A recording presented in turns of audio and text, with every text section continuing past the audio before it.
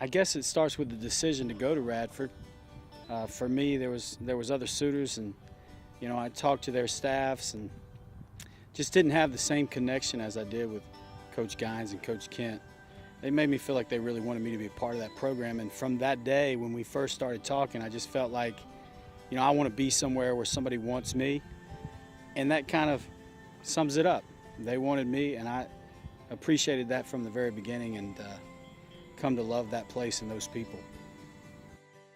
Kelly Dampeer, a man of faith, family, sense of humor, very competitive person. I came here as a, I was fortunate enough to come here as a junior college player from Florida. And when I arrived on campus, I remember Coach Kent telling me that you're going to have to take this young freshman from Roanoke under your wing. And I didn't think that was the first thing that I was going to be responsible for in my career. So the first time that Kelly and I ever took ground balls together was without coaches. And Coach Kent was watching from his truck up top.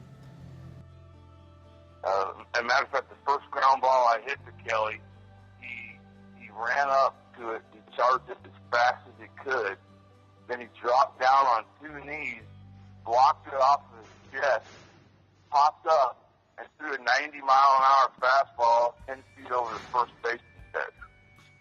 And I was like, whoa, Nelly, we got some work to do here. But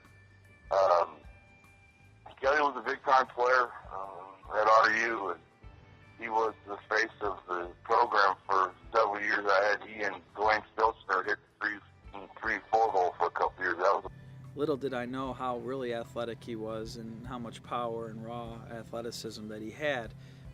He was so gifted and talented that within days of being able to hang out in the infield with him, did I realize that this might be one of the best athletes I've ever played with.